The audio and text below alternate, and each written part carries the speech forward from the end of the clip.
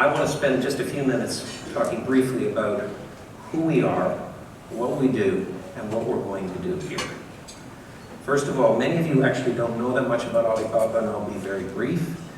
We're an online e-commerce company. We also do payments and cloud services. We are primarily China-based. We had sales last year of about $500 billion US. We deliver 33 million packages every day, including Sundays. And we aspire to be much bigger and much broader, since the bulk of that business today is done in China. I was hired by Jack last year after being on the board as an independent director. I didn't see that coming. And Jack and I have known each other for almost 15 years. And Jack said to me, look, what I'd like you to do is to build what we have in China everywhere else in the world. And I thought, sounds very reasonable. I should get started on that right away. And it's taken me a good 11 months to really figure out what does it really mean to build Alibaba and the rest of the world. And actually, what we've settled on, and I say we because the leadership of Alibaba now agree on this, is that if we want to connect small businesses all over the world to 2 billion consumers, we have to decide which businesses in which markets and which consumers in which markets. And to make this very straightforward, it occurred to us that 5 of the 7 billion people in the world, roughly, live in Asia, so that we should probably focus on the consumer side in the Asian countries like China and India and Southeast Asia. And the best products in the world all come from the big developed markets of the world, which would of course include Australia, New Zealand, Korea, Japan, Europe, and the United States. So our strategy, which is fairly easy to remember, is all about connecting the businesses in the developed world with the consumers in the emerging world, on a belief that more and more of those consumers will enter the middle class in the next 10 to 20 years.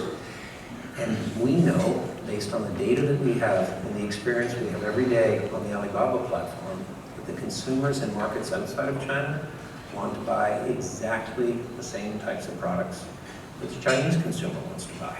And what might that be? All the things that you make and produce in this country, and New Zealand, and Korea, and Japan, and the United States, and Europe. So as I come to Australia and New Zealand, I'm struck once again at the opportunity and the enthusiasm and the creativity and the warmth of the people and the sophistication of the business and the quality of the products and the opportunity that exists here to connect Australia and New Zealand and its small businesses to the consumers who desperately want their products but have a difficult time finding them. Now, of course, there are a large number of Chinese that have decided to move here and live here with good reason. There's an even larger number of Chinese that come here each year as tourists who are looking to spend money, buy products, take them home, consume them while they're here. So our strategy in Australia, and this is what I've been reviewing with the premiers, with the Prime Minister, with lots and lots of companies, and the Australian Post Office and other folks, our strategy here has really 4 planks. First is to continue the work that we've been doing with merchants and retailers to connect them to the Chinese platform. Understanding, as now most of them do, that it's China today, but the business development that we're doing in terms of our globalization strategy to build out our businesses in Southeast Asia and India is really providing a much broader consumer opportunity for these companies. We could probably do this without being here. But of course, it's much better to be here and have people on the ground so that we can develop closer relationships and deal with issues on a day-to-day basis. But we really need to be here for the other 3 things that we want to do. The first of which is payments, which is our Alipay app, which is an electronic app used by over 600 million people in China, and by Chinese consumers in this country to buy products off the Taobao platform. But we also want to provide an opportunity for merchants and hotels and restaurants and small businesses in this country to be visiting Chinese tourists, who unfortunately is short credit cards and long cash, and would prefer to be able to use a mobile app to pay for everything they buy and where they stay and restaurants they go to. And so we're working on a trial basis today for that, but we see that as a very, very significant opportunity, and one which relates to the two other opportunities that we also want to pursue. Perhaps the biggest and most ambitious of which is our plans for small businesses in this country. There are more than 2 million small businesses in Australia. You all know that. We would like to take, as a start, hundreds of thousands of those small businesses, put them on a platform, and connect that platform to Chinese and Asian consumers. Why do we think that will work?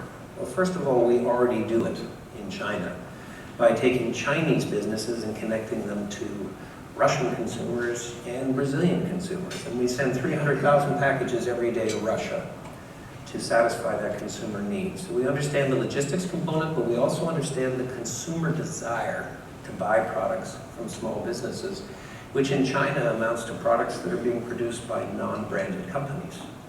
Many of the SMEs in this country are not brands, but they do produce great products at a terrific price, and they would benefit greatly from finding another expression of interest, of demand for those products, but it's impossibly expensive and logistically complicated to approach those markets on their own. So our plan is to put them on a platform here, to develop a logistics capability to move their products, to connect them by the internet to the consumers of today and the future in Asia, and to let nature take its course. We think it's great for Australia. We think it's great for small businesses. It's a terrific opportunity for consumers. And Jack Ma's vision for Alibaba in the future is to have 2 billion consumers and tens of millions of small businesses.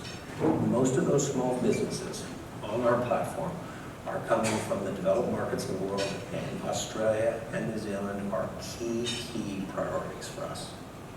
The last business supports all the rest of the business, and that's our cloud business.